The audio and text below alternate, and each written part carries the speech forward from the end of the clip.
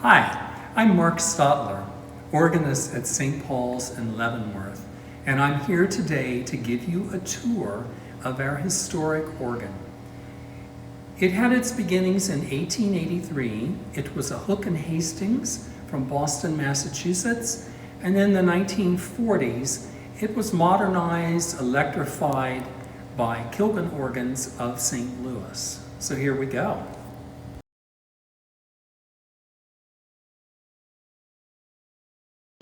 First of all, we're going to look at the console, which is what most people call the organ. And the console is the part with the keyboards and the pedal board.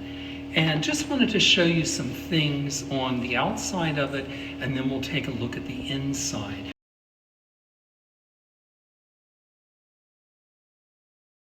So one of the things that we hope to do as a part of the renovation, this is not a mechanical thing, but this is to get a new adjustable bench for the organ, because we were all created with a different leg inseam, and it's really important to the player. Sometimes we have short people, sometimes we have tall people. I'm kind of in between, but this is what I go through. So anyhow, if you can focus on this, Javier. So I have the bench on a set of risers with an additional board inside, and when I'm sitting up here, it wobbles like this. It also does not make it very easy if we were to have two people who were going to play something during a service. One was tall and one was short, to make the switch.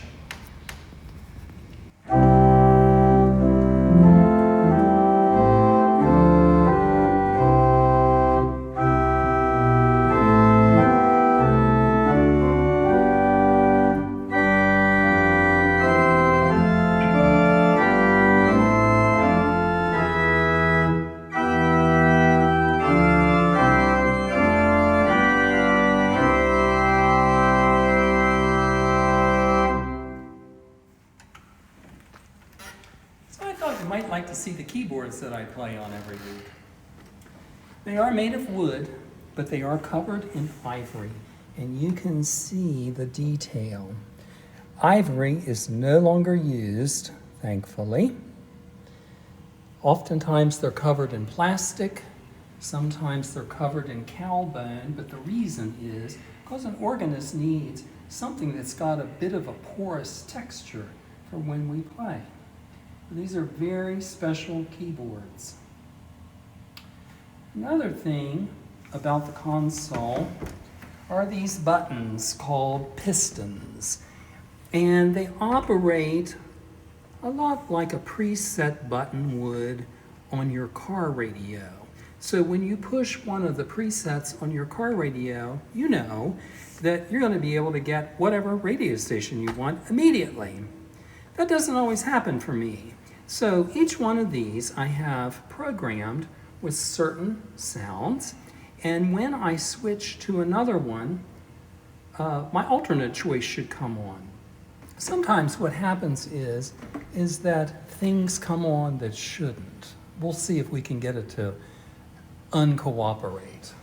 Let's try it. That one was okay. There, I hit a piston, and all of these were good. These were good. These were good. But here's one that halfway came on that I didn't want. And that may make a really big difference when I'm playing a piece of organ literature or when I'm accompanying the choir.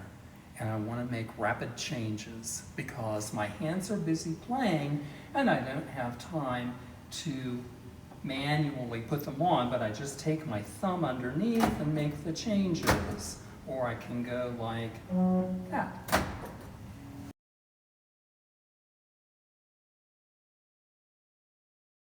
So one of the things you never get to see is the roll top on this console. Here it is. Normally on Sundays this is opened. It's open in the open position, and I'm going to close it so that we can take a look at the inside. So here we go. On the inside, as I like to say, welcome to 1947, when this instrument was electrified. And so, it's a little difficult to see, but every one of the keys has a very thin metal contact, it's called, and they're about as thick as a hair. Sometimes they get brittle and they break. And this has not happened yet on this organ, but I played at one church where it did happen, and we really needed to redo the console. But anyhow, this kind of technology is no longer used. So everything is solid state these days. So much of what is here, we hope will go away and will be replaced with solid state components. You'll also see some of what I have talked about before, which are cloth-covered wires. This was common at the time. These are not carrying AC current, but they are carrying DC. But this kind of technology is not used by the organ industry anymore, and it's not up to code.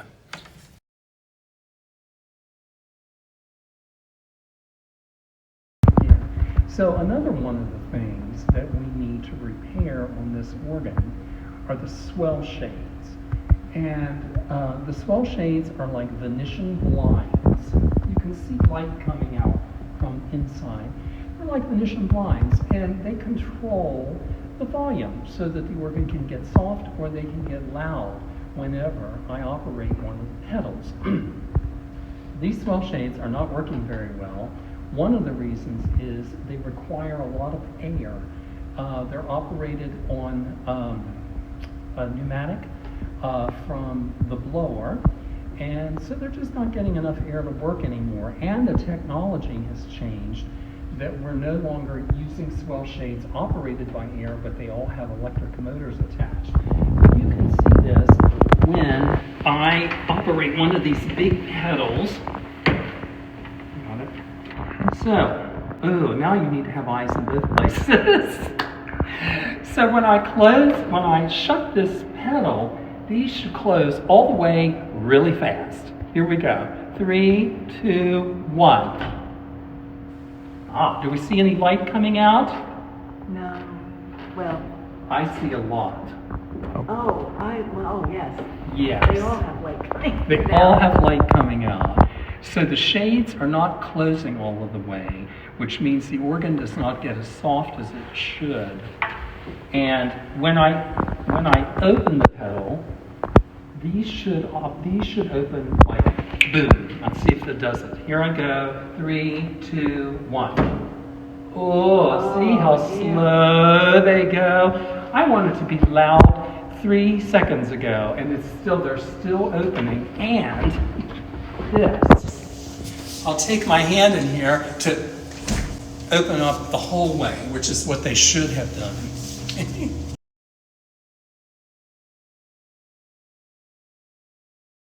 One of the things that we're going to see when we actually go inside are the large bass pipes for the pedals that were once on the wall beside of the American flag.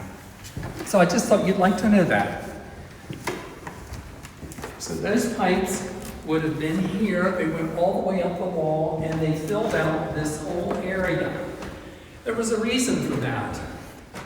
The reason was that bass frequencies, the sound of the bass carries better in the room when it's exposed, better than when it's back in the room.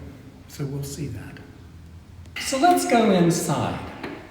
One of our choir members, Nancy Mitchell Martin, told me that when she was in the girls' choir way back when, she would sit in one of the pews and she'd wonder what went on back behind this door. So here we go.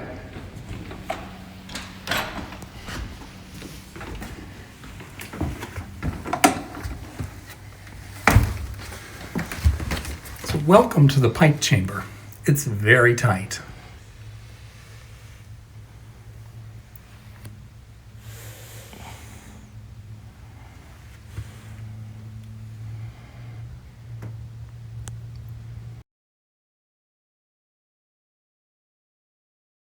As we enter the chamber, you can see the wooden pedal pipes on the right.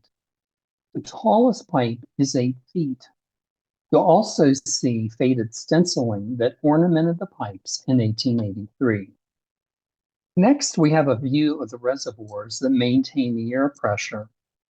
As I hold my phone light, you can see the tiny blower in the right rear that supplies the air. There are lots of flexible hoses that send air from the blower to the reservoirs and up to the pipe chest, which is over my head. Here we have the pipes. Some are wooden and some are metal. Most are from 1883 and all are dirty.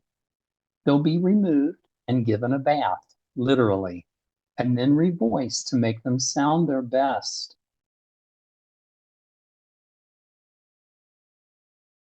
As we leave the pipe chamber, we get another look at the bass pedal pipes.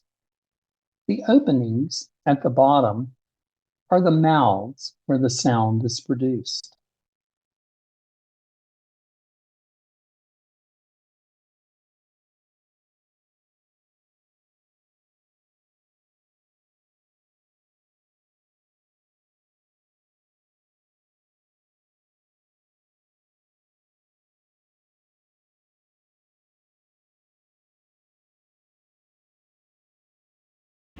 So one of the issues that we want to repair on this organ are the bass pipes or the pedal.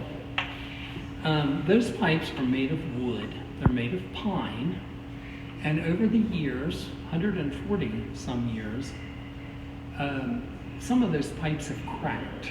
And it happens because of the dry air in winter. And so when one of those pipes cracks, it no longer sounds as full as it should. So I'm going to demonstrate, and we'll see if we can hear a nice strong pipe that is not sounding. This one's good, good, good. That one is barely making a sound. It's not really on pitch. That's an example of a pipe with a split in it, and those splits can be repaired. Good. Anyhow.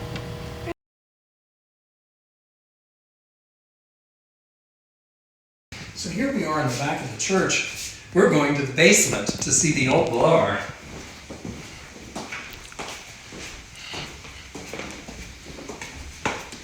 They tell me the restrooms used to be down here. I'm sure many of you remember that.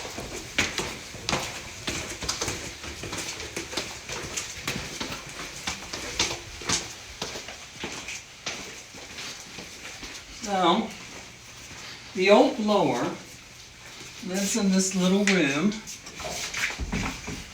Looks like somebody would have been held captive in here. And here it is. It's really rather a giant, and it produced a lot of air, but it wore out. And it was replaced by the little blower that we saw that's inside the pipe chamber, which doesn't produce enough air. So, when we do the renovation, we will get a new blower. It'll be large, and it will go in this spot. These old blowers used a lot of current, so they weren't very energy efficient, and they did wear out. The new one will be very energy efficient. And then also in this space here, we'll have what's called an air reservoir, so that the air pressure remains stable, and then it's piped all the way from here in the back of the church all the way up to the front where the pipe chamber is.